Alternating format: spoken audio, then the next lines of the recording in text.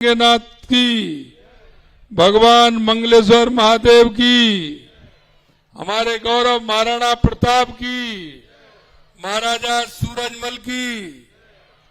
आज के इस पशुपतिनाथ महादेव मंदिर की प्राण प्रतिष्ठा के अवसर पर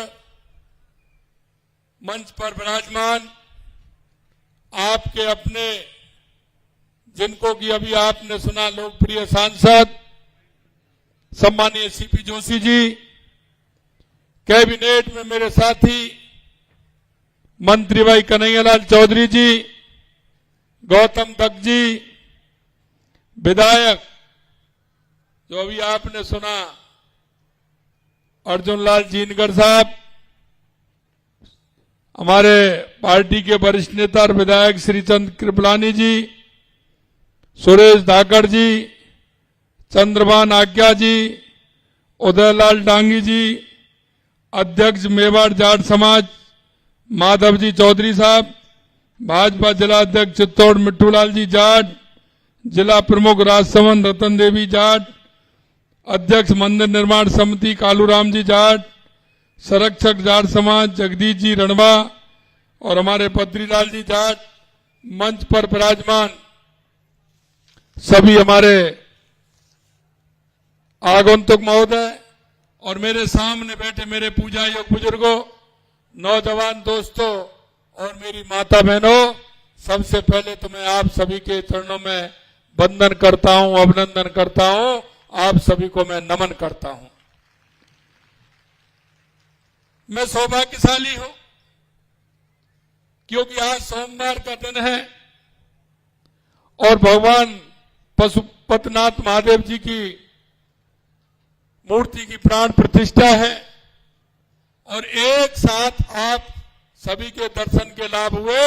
निश्चित रूप से मैं अपने आप को धन्य मानता हूं और मैं आयोजकों को धन्यवाद देता हूं कि आपने मेरे को इस कार्यक्रम में बुलाकर आप सभी के दर्शन का लाभ दिया।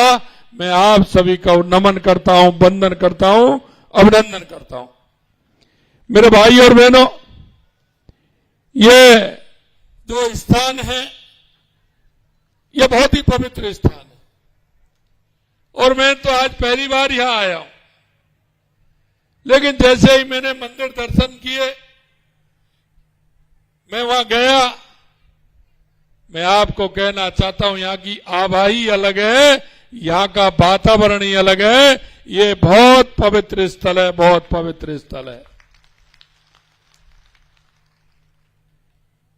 मेवाड़ का हरिद्वार कहा जाने वाला ये मातृकुंडा विशाल जलधारा के लिए जाना जाता है और इसके साथ साथ यह पुण्य भूमि है। आज भक्ति और आध्यात्म की एक नई धारा का उद्गम हो रहा है, इसलिए आज का यहाँ ये महोत्सव भोलेनाथ के भक्तों द्वारा रखने पर मैं हमारी जाट समाज के सभी बंधुओं को बहुत बहुत धन्यवाद देता हूं, साधुवाद देता हूं।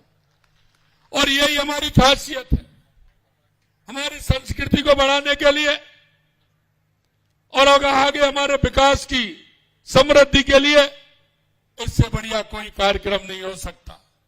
10 दिन से मेल मिलाप हो रहा है, रिश्तेदार भी आ रहे हैं, मिलने वाले भी आ रहे हैं और पास के गांव के लोग भी आ रहे हैं।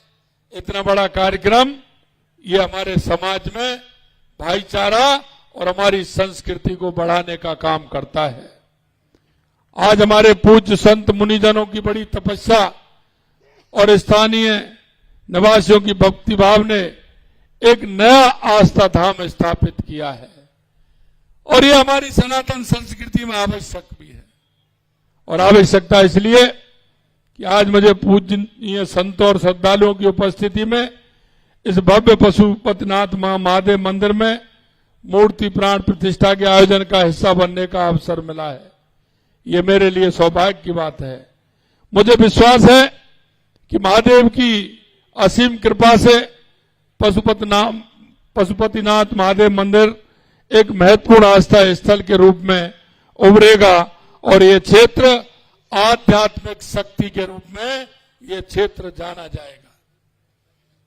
ये पशुपतिनाथ महादेव मंदिर की स्थापना के लिए मातृटुंडिया के निवासियों को, चित्तौड़गढ़ के निवासियों को, प्रदेश भर के समस्त श्रद्धालुओं को अपनी हार्दिक शुभकामनाएं देता हूं।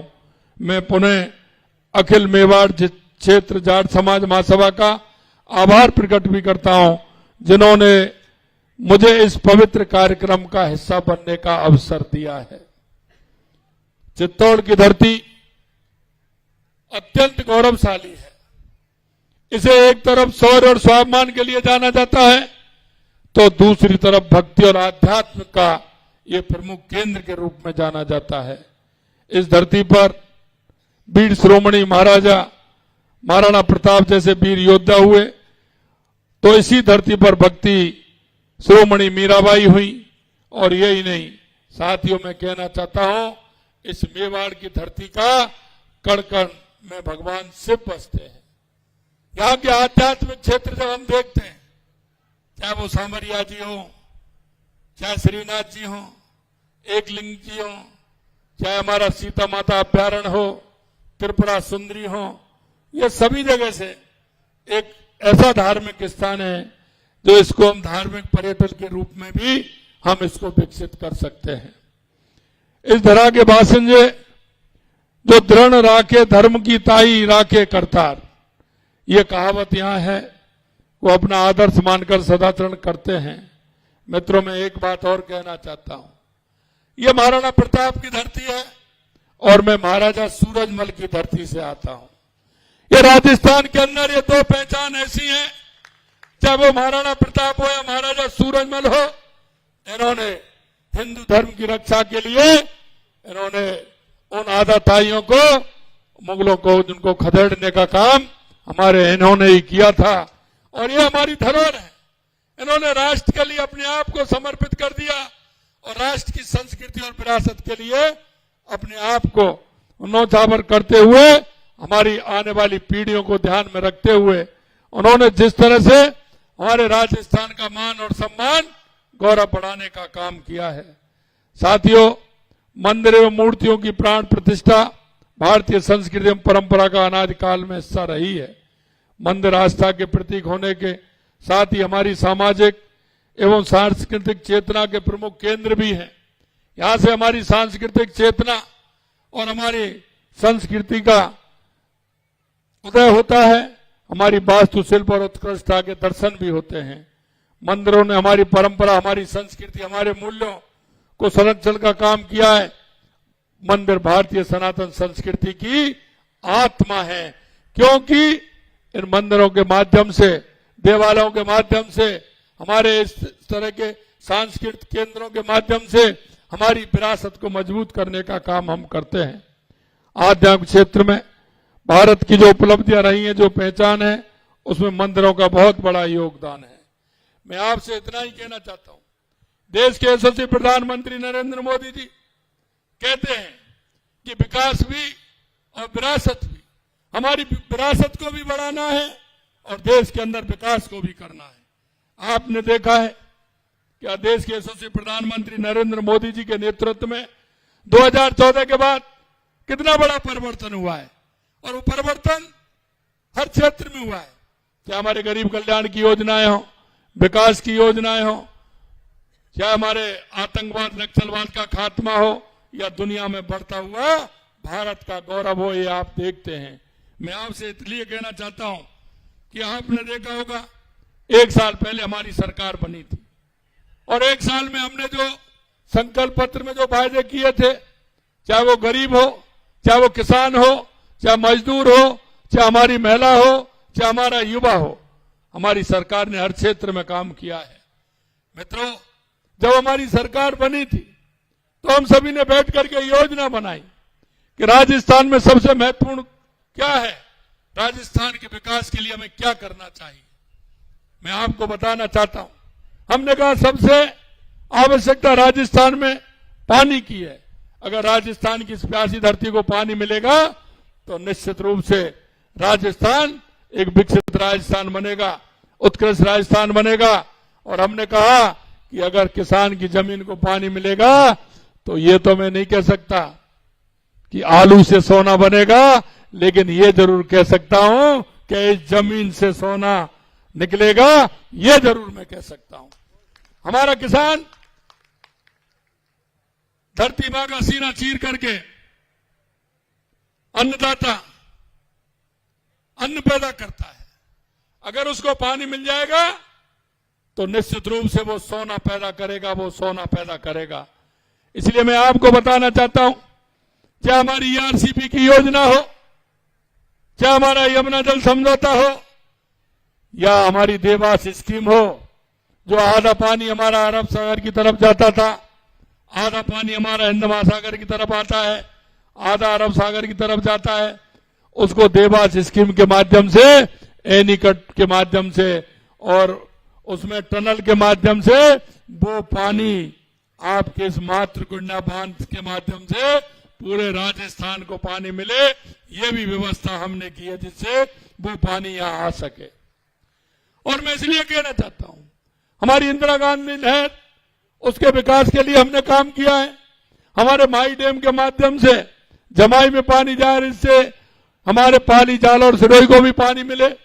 कोई भी जिला ऐसा नहीं हो जिसमें पानी की व्यवस्था नहीं हो। सबसे पहले हमने पानी के क्षेत्र में काम किया है।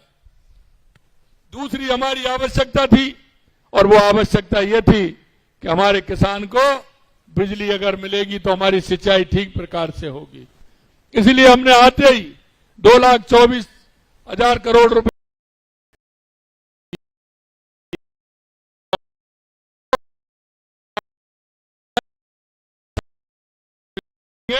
2027 तक किसान को बिजली, दिन में बिजली देने का काम हमारी सरकार करेगी। हमने देखा हमारे युवाओं को रोजगार चाहिए। युवाओं के रोजगार को आप देख रहे हैं कि हमने पहले ही साल में कहा था कि हम 1 लाख युवाओं को रोजगार देंगे, नौकरी देंगे। हमने 60,000 नियुक्ति पत्र दे दिए, क्योंकि हमारा बजट जुलाई में आया था। अभी जुलाई में 1 साल होने वाला है हमारा, तो 15,000 हम अगले महीने देने वाले हैं। बची कुछ ही हम 1 लाख नौकरियां 1 साल में देंगे, 1 साल में देंगे युवाओं के लिए। क्योंकि मैं आपसे इतना ही कहना चाहता हूं, मैं किसान के दर्द को अच्छी तरह से जानता हूं, उस मजदूर के दर्द को जानता हूं, गांव को जानता हूं कि गांव हमारे किस तरह से रहते हैं, गांव के भाई हमारे किस तरह से रहते हैं, किसान के सामने क्या क्या समस्या है। इसलिए किसान का बेटा अगर कहीं उसको रोजगार मिलेगा तो निश्चित रूप से हमारा किसान उन्नत होगा। क्योंकि खेती से काम नहीं चलता है। आज के जमाने में अगर किसी के पास खेती है तो खेती से काम नहीं चलता है। हमने कहा या तो उसके साथ में पशुपालन हो, या परिवार में कोई ना कोई सरकारी नौकरी या प्राइवेट नौकरी पर होगा, तो मेरा किसान एक उत्कृष्ट किसान होगा, एक अच्छा किसान होगा, वो ठीक प्रकार से अपना काम चला सकेगा।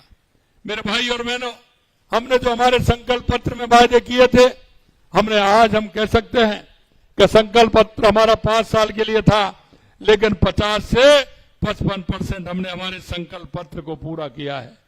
चाहे किसान के गेहूं की एमएसपी बढ़ाना हो, चाहे किसान को सम्मान निधि देनी हो, चाहे महिलाओं के उत्थान के लिए हो, चाहे युवाओं के रोजगार के लिए हो, हमने सारे काम किए हैं।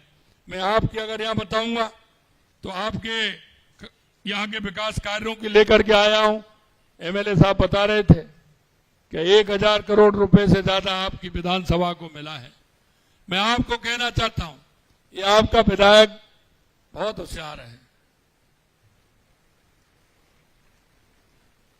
अब मेरे से कहा ये कार्यक्रम में आना है, मैंने कहा कार्यक्रम में तो आ जाऊंगा, लेकिन आज भी 4 कागज पकड़ा दिए। ये डेली आता है। मेरा भाई मेरे से कहता है कि साहब मुख्यमंत्री जी मैं मिलना चाहता हूं, और बस मिलने आना चाहता हूं, काम कोई नहीं है।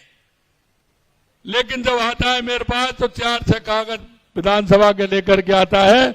ऐसे हमारे एमएलए साहब हैं, हमेशा आपकी चिंता करते हैं। सांसद साहब कान में कहते हैं, वो तो पेपर देते हैं, और सांसद साहब अलग से कान में कहते हैं कि ये काम और हो जाना चाहिए। इसलिए मैं कहना चाहता हूं, आपके सभी जो जनप्रतिनिधि हमारे चित्तौड़ जिले के सभी बहुत ही उत्साही हैं, काम के प्रति उनका लगाव है। हमारे श्रीचंद जी हों, हमारे सुरेश जी हों, गौतम जी तो खुद ही मंत्री हैं तो वो तो करते ही हैं, चाहे हमारे चंद्रभान जी हों, सभी पूर्ण रूप से लगे रहते हैं। ऐसे आपको जनप्रतिनिधि मिले, निश्चित रूप से मैं उनको भी धन्यवाद देता हूं कि उनको अपने क्षेत्र की चिंता रहती है। आज आपने मेरे को इस कार्यक्रम में बुलाया है, एक दो बात मैंने कही है, लेकिन अंत में इतना कहना चाहता हूं, निश्चित रूप से ये बहुत अच्छा स्थान है और इस स्थान की पहचान बने। हमारी सरकार इसके लिए भी काम करेगी कि इसको किस तरह से इस पवित्र स्थान को धार्मिक पर्यटक में जोड़ करके इसका विकास हो, जिससे यहाँ के लोगों का उसका फायदा हो। निश्चित रूप से हमारी सरकार इस ओर काम करेगी। आप सभी लोग इसमें आए, माननीय आयोजकों को और आप सभी को मैं दिल की गहराइयों से पुनः बहुत बहुत धन्यवाद देना चाहता हूं। आप सभी को बहुत बहुत धन्यवाद। जय हिंद, जय भारत, जय राजस्थान। धन्यवाद माननीय मुख्यमंत्री महोदय।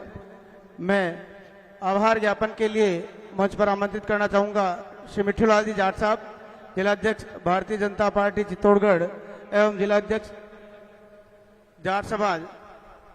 मिठूलाल जी जाट साहब आभार के लिए पधारे। मिठूलाल जी।